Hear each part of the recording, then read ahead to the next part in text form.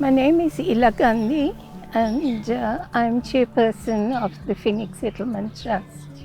My grandfather was asked by a businessman to come here and help him with a lawsuit.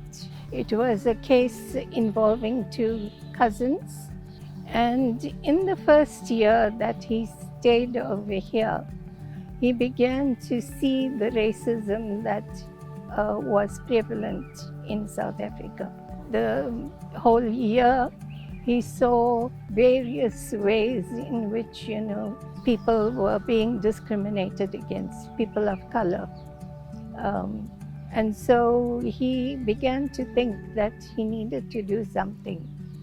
He was completely like an ordinary person, middle class, ordinary young man who was conscious of his own personality and all that sort of thing. By 1903, and it consolidated by 1904, he began to look at life differently. He began to see that, there was much more in life than class and all those kinds of things. So he decided to change his life. He read this book by Ruskin called Unto This Last. And there were three things that, struck him. Number one was that all jobs are the same. No matter what you do, whether you're a street sweeper or you're a lawyer, it's a job that you are doing to survive. And so every job should be respected. The second lesson was that what is good for the one person is the good of all. So you can't think of yourself differently from the community. So that was the second lesson. And then the third lesson was that the best life that a person can lead is a life close to nature. That nature is important, and that if you live close to nature as a part of nature, not apart from nature, you are contributing to the growth of the earth and, beauty and life and so on.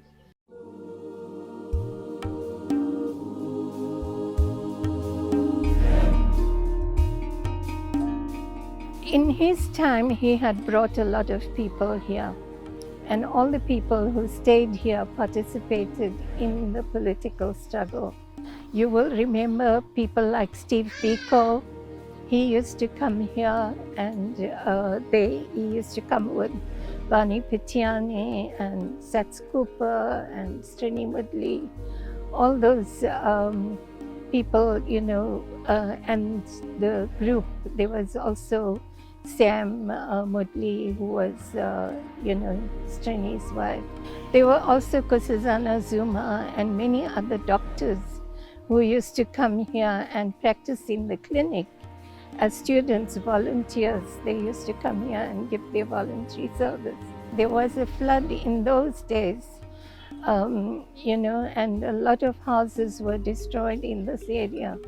And it was Steve Biko and Bani Pitiani and others who brought materials and tried to help the community to rebuild their houses. So they went out into the community, neighboring community here from Phoenix Settlement, and helped the community to rebuild. So that spirit of volunteerism, spirit of caring, that was all inspired at the settlement.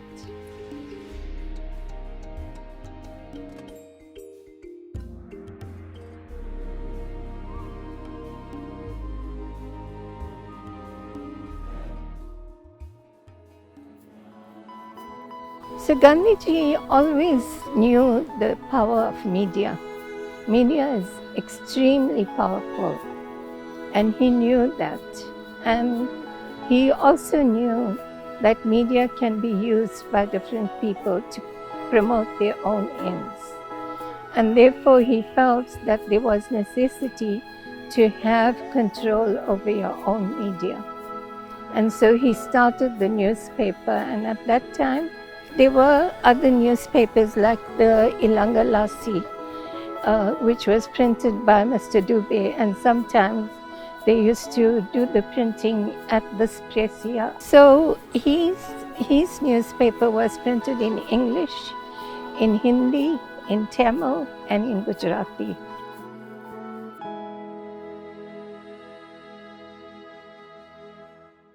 Right from the early days of the struggle, there was always a division along racial lines. If you look up history, you'll see that this whole area of Inanda was described as released area number 33. So in those days, right from that early historic times, this area was not declared for any specific race group. And you found that there were people of all races living here next to each other. This settlement firstly signifies that peace and non-violence. So as you come up, you see the tranquility and you feel the atmosphere over here of peace and tranquility. In the time when Gandhiji lived here, there were other houses around. But this house here, which we now call Sarvodaya, which is the good of all, it means for the benefit of everyone. And so that house was the original house in which Gandhiji and his family lived. There was no electricity. We used to harvest rainwater. We used to carry water from the river and bring it up for other purposes. I was born in that house as well. My grandmother lived there. And according to some of the settlers at that time, Gandhiji might have been a great man outside, but when it came to Phoenix, she was the boss. Everybody looked upon her.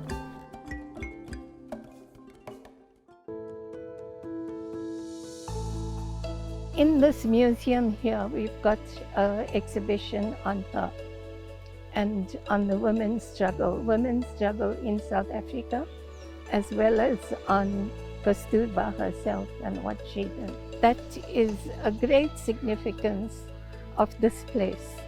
And its significance is for the world today, the entire international community, because we see all the violence that is taking place, gender-based violence, wars, religious intolerance, all these things that are happening in the world. If they only come here and learn their lessons, that would stop. That's the international significance of Phoenix settlement.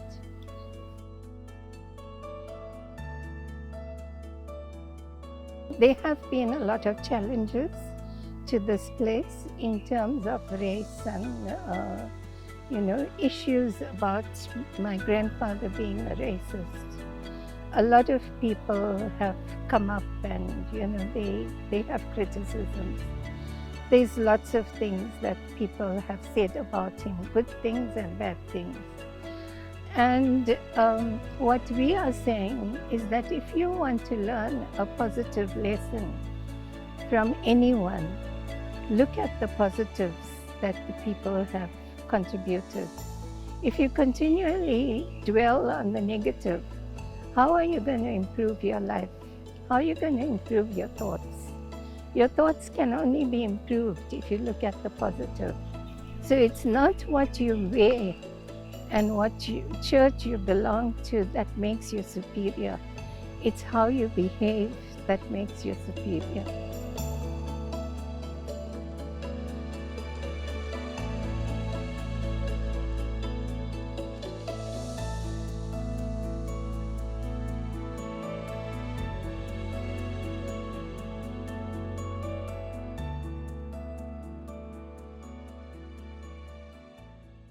We had a group of African American students, lecturers, professors, and students coming here. They wanted to have a conference in South Africa, and they came on a visit to Phoenix Settlement, and I took them around. And when they finished visiting, they said, "So why is this place not a World Heritage Site?" And I said, "Well, it's a good question. I don't know why it isn't. It's not even a National Heritage Site or a Provincial Heritage Site. Nobody had recognized this place at the time."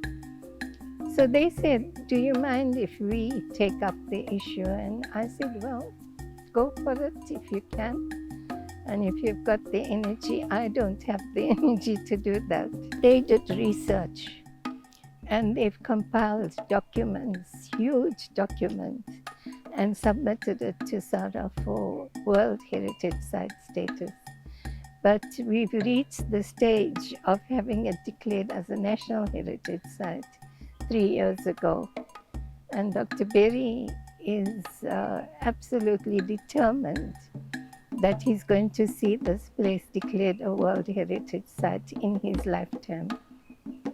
In the last few years, what we've been doing is to have a better relationship with the surrounding community, relate to them. So the first thing was they needed, there were lots of young people unemployed.